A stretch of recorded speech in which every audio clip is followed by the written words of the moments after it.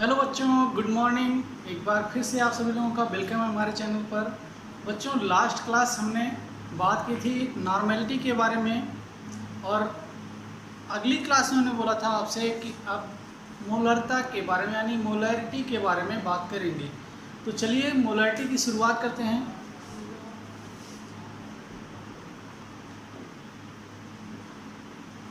Molarity को हिंदी में हम मोलरता भी बोलते हैं।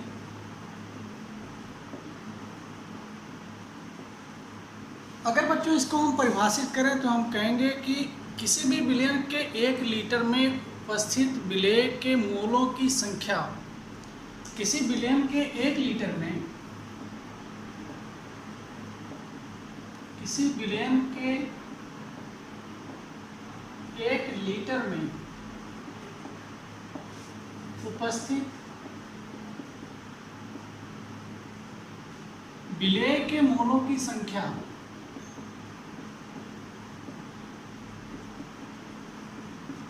विलेय के मोलों की संख्या विलयन की मोलरता कहलाती है।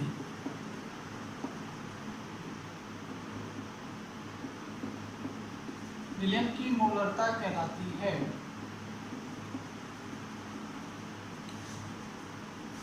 बच्चों, मोलरता ताप पर निर्भर करती है, क्योंकि वॉल्यूम ताप पर डिपेंड होता है, ताप पर निर्भर करता है। और इसकी यूनिट, अगर हम इसका फार्मूला देखें तो फार्मूला देखें फिर इसकी यूनिट देखते हैं। फार्मूला क्या होगा, इसे हम कैपिटल M से प्रदर्शित करते हैं। M = N/V। V यहाँ पर लीटर में होगा, जहाँ पर N क्या होगा बच्चों, नंबर ऑफ मोल्स होंगे, और V लीटर में आयतन होगा। ये हमारी मोलैरिटी का फार्मूला है। इसकी यूनिट अगर देखें तो नंबर ऑफ मोल्स यहाँ पर मोल, और प्रति लीटर में इसकी यूनिट हो जाएगी मोल प्रति लीटर। बच्चों, अगर रिलेशन की बात करें नॉर्मेलिटी और मोलैरिटी में, रिलेशन क्या होता है, तो ये बहुत आसान फार्मूला और बहुत ही यूजफुल फार्मूला है बच्चों, कि नॉर्मेलिटी से आप मोलैरिटी पे स्विच कर सकते हो और मोलैरिटी से नॉर्मेलिटी पे स्विच कर सकते हो। तो नॉर्मलता और मोलरता में रिलेशन, नॉर्मलता बटे मोलरता =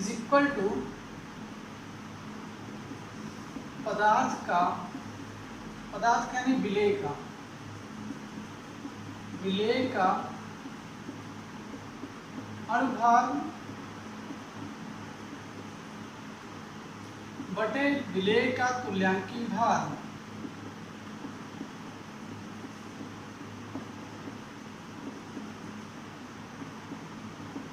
विलेय का तुल्यांकी भार जो कि = होगा N के बराबर। और यहाँ पर N क्या होगा, N अगर बच्चों अम्ल है तो अम्ल की क्षारकता होगी, अगर विलेय हमारा क्षार है तो क्षार की अम्लता होगी। ये हमारा रिलेशन है नॉर्मेलिटी और मोलैरिटी के बीच में। नॉर्मलता बटे मोलरता = विलेय का अणुभार बटे विलेय का तुल्यांकी भार = N। और यहाँ पर N क्या है, अम्ल है तो उसकी क्षारकता, और क्षार है तो उसकी अम्लता।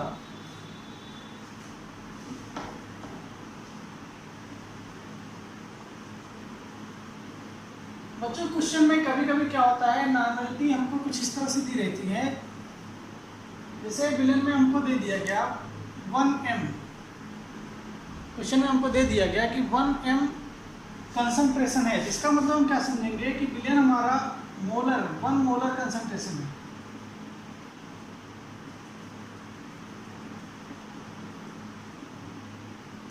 यानी 1 मोल प्रति लीटर उसमें विलेय पदार्थ उपस्थित है। अगर 2m कंसंट्रेशन दिया रहेगा, इसको हम बोलेंगे बाईमोलर। अगर बच्चों M/2 लिखा रहे तो इसको कहेंगे सेमी मोलर। अगर M/10 लिखा रहे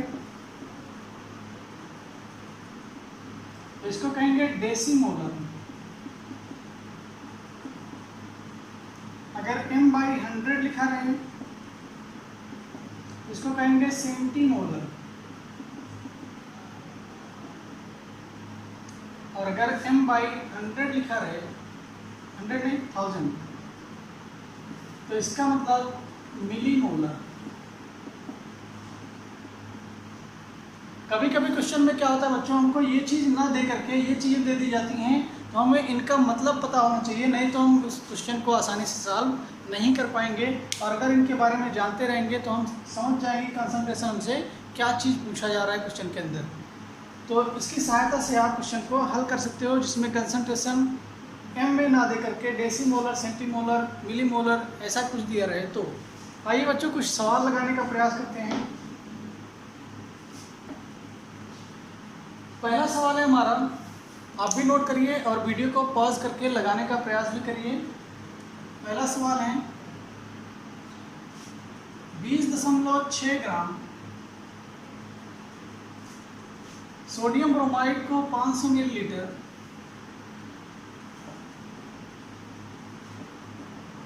सोडियम ब्रोमाइड को 500 मिलीलीटर जल में घोला गया है।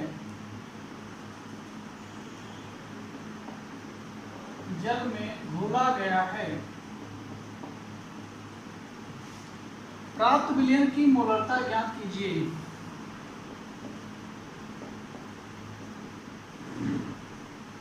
प्राप्त विलयन की मोलरता ज्ञात कीजिए।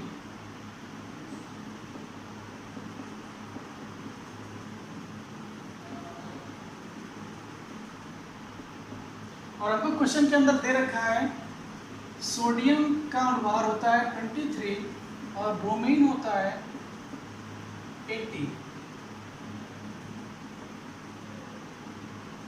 तो बच्चों आइए सॉल्व करते हैं। पहले आप वीडियो को पॉज करके खुद से करने का प्रयास करिएगा। हमें फार्मूला पता है, मोलरिटी इक्वल टू होता है number of moles of solute upon volume in litre. तो नंबर ऑफ मोल्स हमको बच्चों नहीं दिया गया है, लेकिन हमको पदार्थ का यानी विलेय का द्रव्यमान दिया गया है। तो नंबर ऑफ मोल्स कैसे निकालते हैं? मास गिवन, जो द्रव्यमान दिया हुआ हमको 20.6 ग्राम, यानी फार्मूला क्या होगा हमारा, मास गिवन इसका सॉल्यूट का बटे मॉलिक्यूलर मास।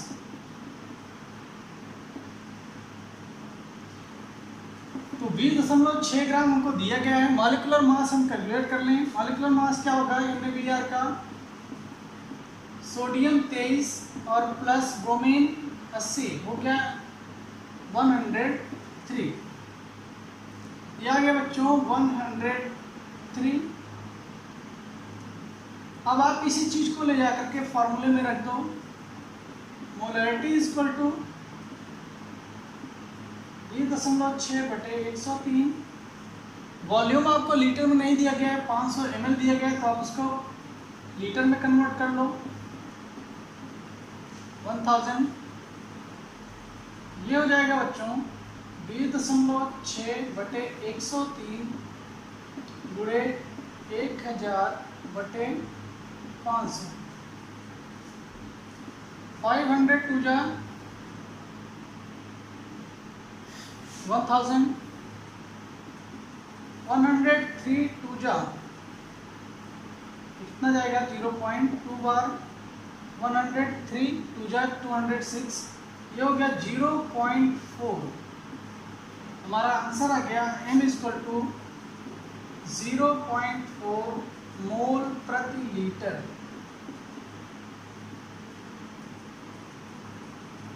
ये शायद दिख नहीं रहा क्या, यहाँ पर लिख साइड में कंसंट्रेशन आ गई हमारी मोलरिटी 0.4 मोल प्रति लीटर। ठीक, चलिए नेक्स्ट क्वेश्चन। आइए बच्चों दूसरा सवाल लगाने की कोशिश करते हैं।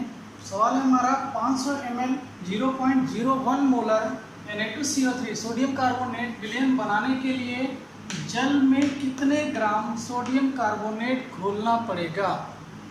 तो तो आइए फार्मूला हमको पता है मोलैरिटी का। Molarity is equal to number of moles upon volume in litre. यहाँ पर नंबर ऑफ मोल्स का मतलब weight of solute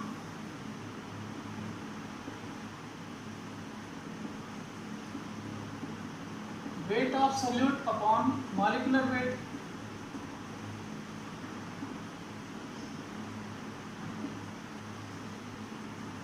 upon volume in litre.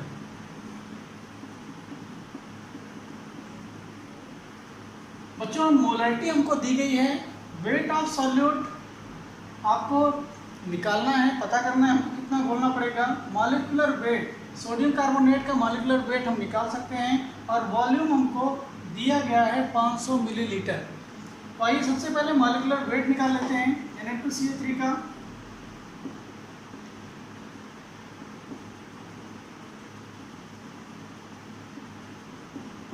बच्चों सोडियम होता है 23, कार्बन होता है 12, ऑक्सीजन होता है 16। ये हो जाएगा 23 into 2 plus 12 plus 16 into 3, 46 plus 12 plus 48 equal to 106। ये आ गया मॉलिक्यूलर वेट सोडियम कार्बोनेट का। चलिए 106 आ गया मॉलिक्यूलर वेट। अब वैल्यूज को इस फार्मूले में पुट करते हैं। मोलैरिटी दे के रखा है हमको 0.01 equal to weight of solute मान लेते हैं x है, मॉलिक्यूलर वेट 106, वॉल्यूम 500 ml। इसको लीटर में कन्वर्ट कर लो, 1000 से डिवाइड कर दो, लीटर में बदल गया।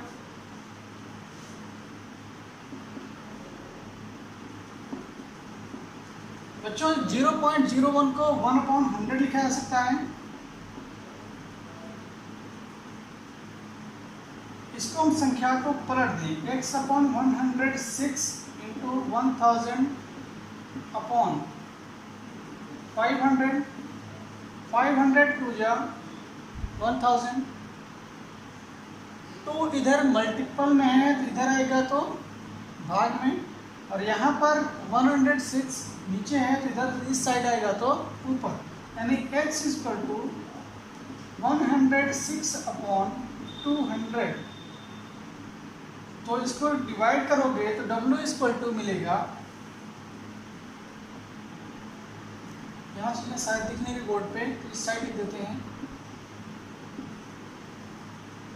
ये हो गया x इक्वल टू 106 अपॉन 200। तो x की वैल्यू आएगी 0.53 ग्राम। इसका मतलब हमको 500 मिलीलीटर 0.01 मोलर Na2CO3 बनाने के लिए विलयन हमको सोडियम कार्बोनेट के 0.53 ग्राम की आवश्यकता होगी। थर्ड सवाल है बच्चों, जो कि बहुत ही इम्पोर्टेंट है और ये अक्सर बोर्ड में पूछा जाता है। कभी कभार क्या हो सकता है कि ये डायरेक्ट ऑप्शनल क्वेश्चन में भी पूछ लिया जाता है, और बहुत ही आसान क्वेश्चन है हमारा थर्ड क्वेश्चन। जल की मोलरता ज्ञात कीजिए।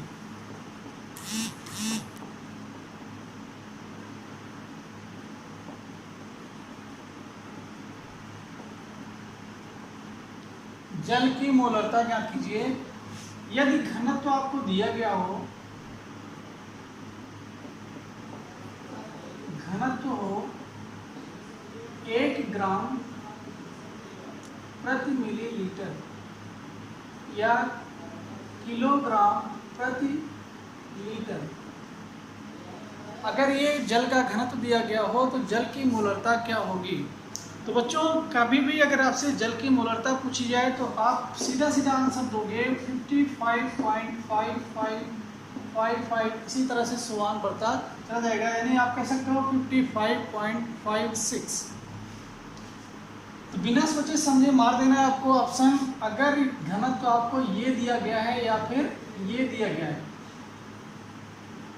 अगर घनत्व में कुछ चेंज है, घनत्व 1 ग्राम प्रति मिलीलीटर ना हो करके अगर कुछ कम ज़्यादा है तो आप ये ऑप्शन कभी नहीं लगाओगे। फिर आप सवाल को हल करोगे, मोलैरिटी को फाइंड करोगे, क्योंकि उस दशा में मोलैरिटी 55.55 नहीं होगी। तो आइए इसको हल करते हैं। ये मानकर कि घनत्व इसका कितना है, 1 ग्राम पर मिलीलीटर है। तो मान लेते हैं हम, माना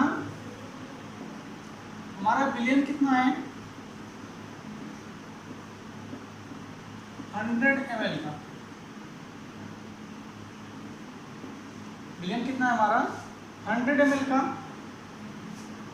तो मोलैरिटी का formula, molarity is equal to number of moles upon volume in litre.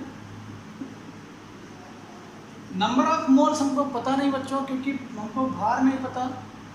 भार यहाँ से कैलकुलेट करेंगे। 100 ml का विलयन है और डेंसिटी हमारी कितनी 1 ग्राम प्रति मिलीलीटर, यानी 100 ml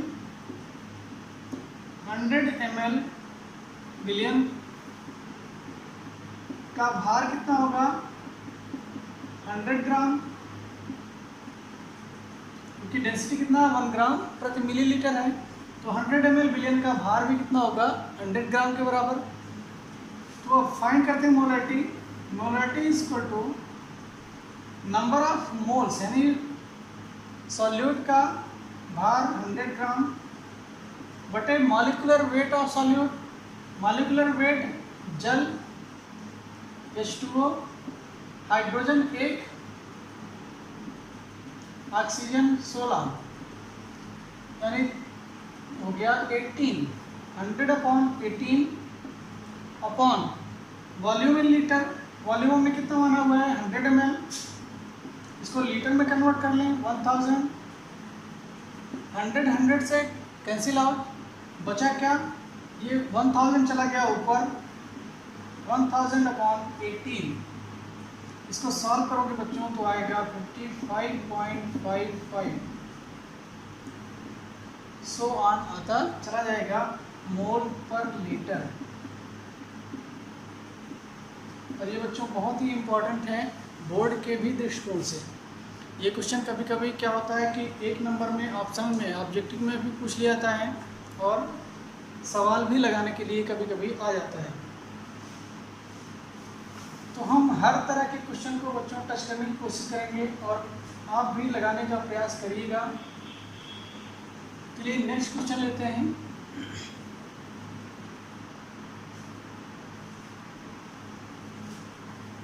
question number 4,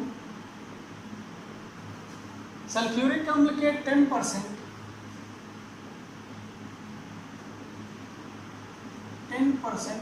weight by wait विलयन की मोलरता ज्ञात कीजिए।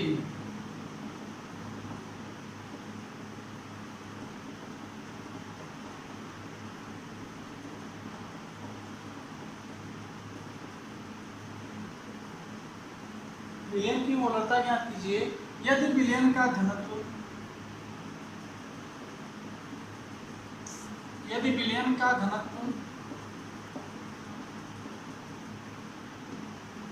1.1 ग्राम पर मिलीलीटर हो।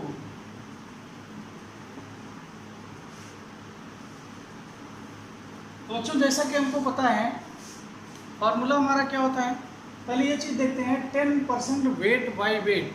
इसका मतलब सॉल्यूशन हमारा कितना है, विलयन हमारा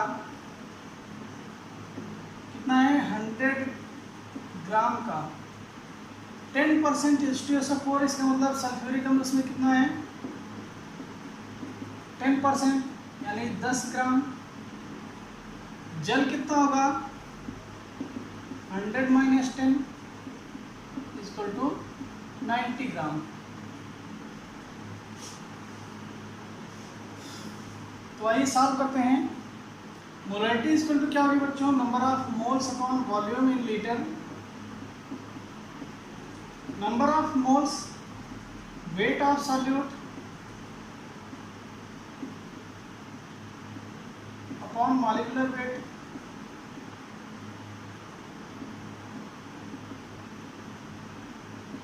अपॉन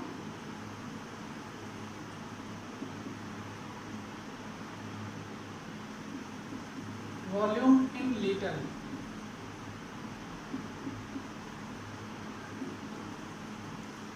हमको क्या क्या पता है, क्या चीज़ें नहीं पता है। वेट ऑफ सॉल्यूट हमको पता है कितना, 10 ग्राम। वेट ऑफ सॉल्यूट हमको 10 ग्राम पता है। मॉलिक्यूलर वेट हम निकाल लें H2SO4 का।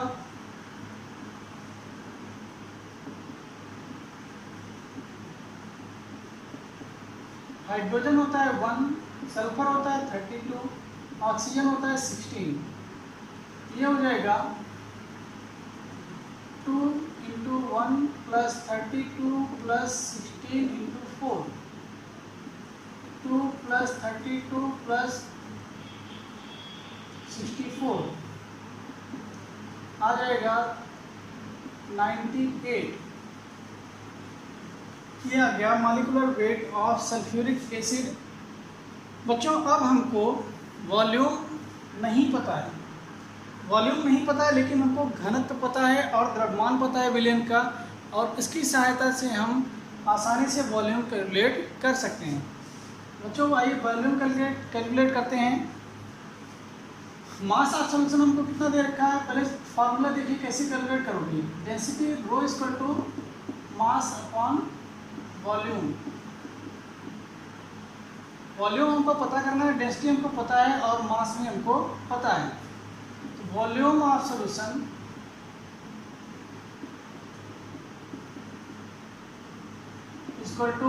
= मास कितना दिया गया आपको, 100 ग्राम। विलयन का मास कितना है, 100 ग्राम, और डेंसिटी है 1.1।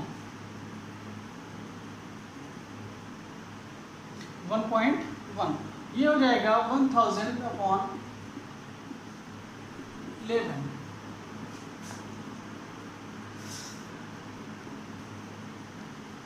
1000/11 ये ml में हो गया।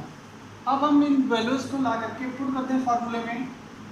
हमको वेट ऑफ सॉल्यूट पता है, सॉल्यूट का वेट कितना मिल गया हमको, 10 ग्राम। तो molarity = 10 molecular weight 98 upon solution कितना मिल गया हमको, वॉल्यूम 1000/11।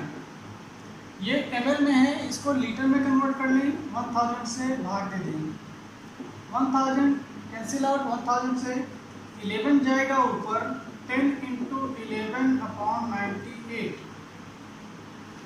हो गया 110/98 मोलरिटी।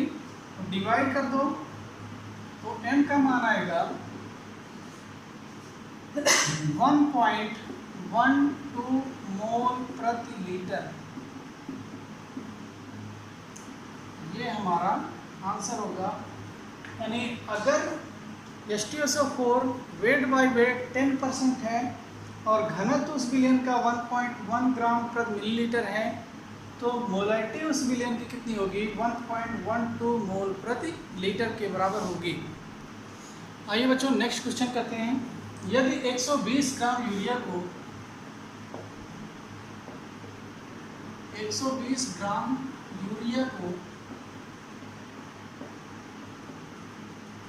1000 ग्राम जल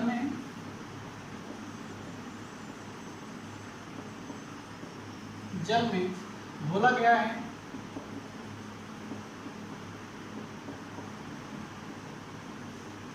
तो विलयन की मोलरता ज्ञात कीजिए।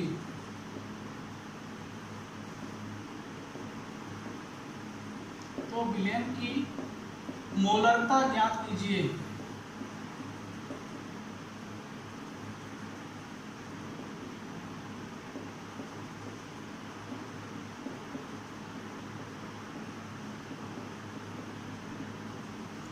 विलयन की मोलरता ज्ञात कीजिए। अगर आपको घनत्व दिया है इसका, विलयन का घनत्व भी दे रखा है क्वेश्चन के अंदर। विलयन का घनत्व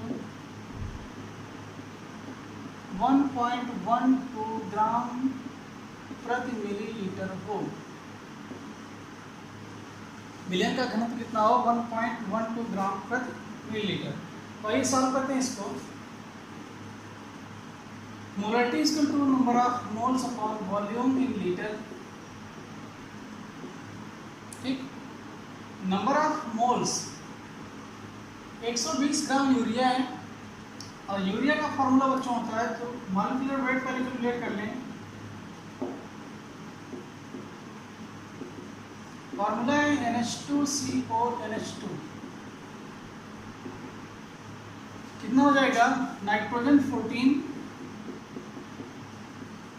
ऑक्सीजन 16, कार्बन 12, हाइड्रोजन 1। ये हो जाएगा 14 + 2 + 12 + 16 + 14 + 2। ये हो जाएगा पूरा टोटल 60, यानी मॉलिक्यूलर वेट ऑफ यूरिया कितना है? 60।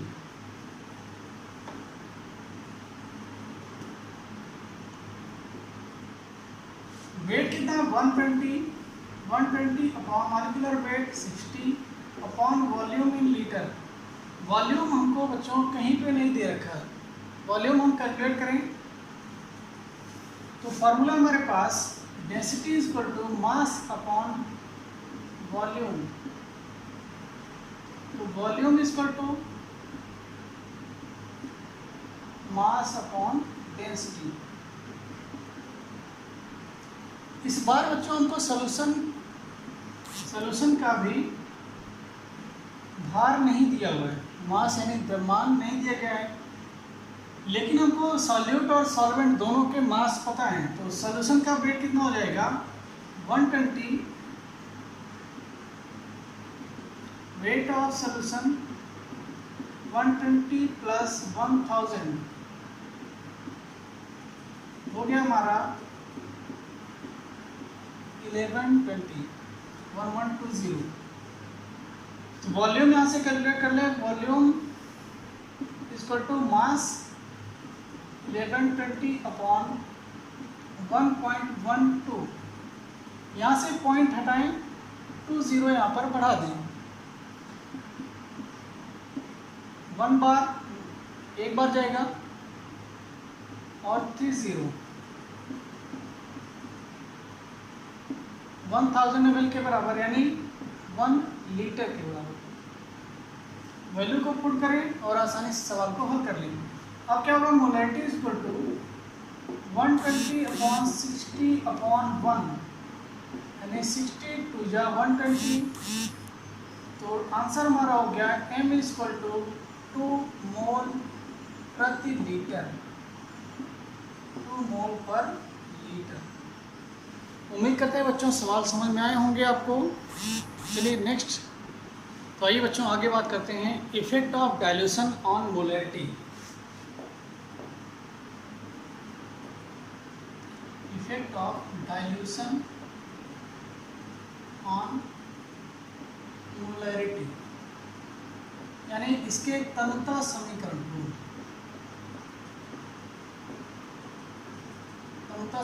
को फाइंड करते हैं।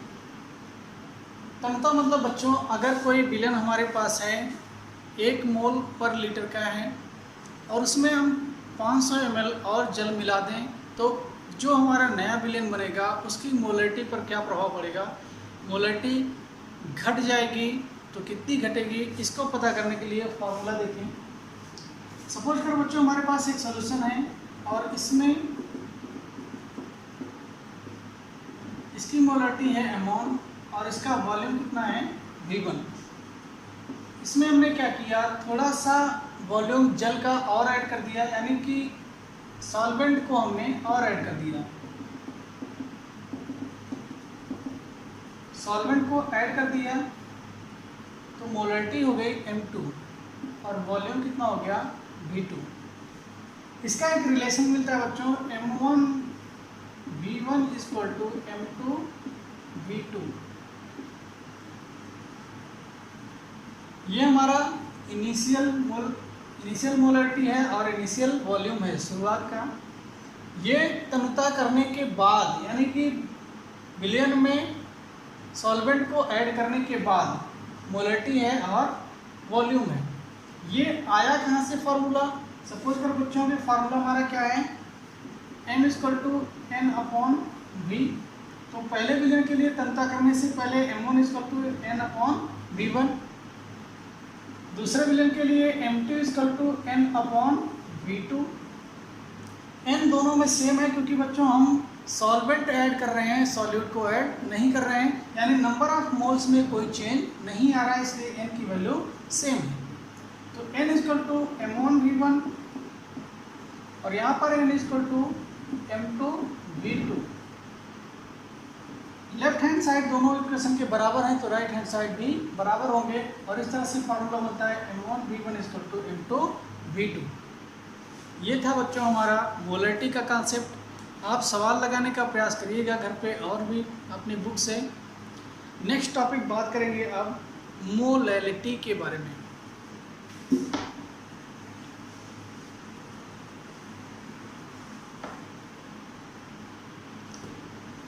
मोलैलिटी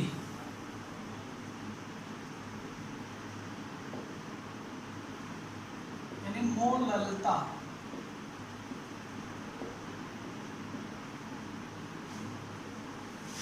बच्चों मोलरता को परिभाषित कैसे करोगे आप?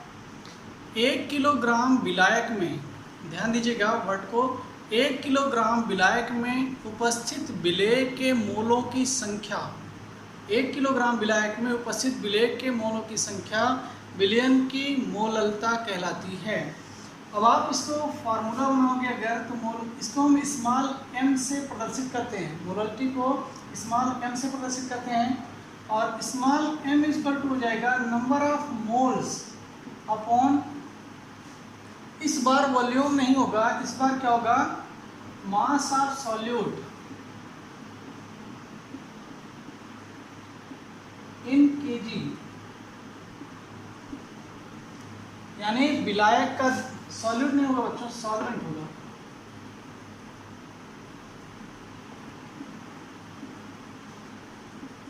Mass of solvent in kg। Formula हमारा क्या होगा, अगर हमको ये चीज ग्राम में दी गई हो तो मोलरिटी इक्वल टू होगी n upon mass of solvent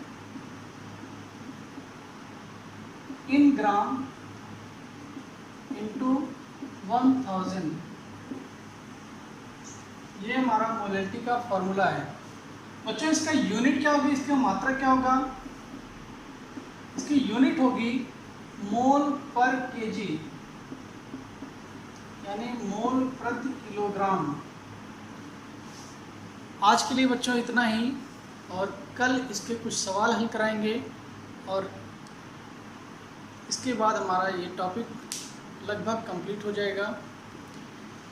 तो thanks and best of luck.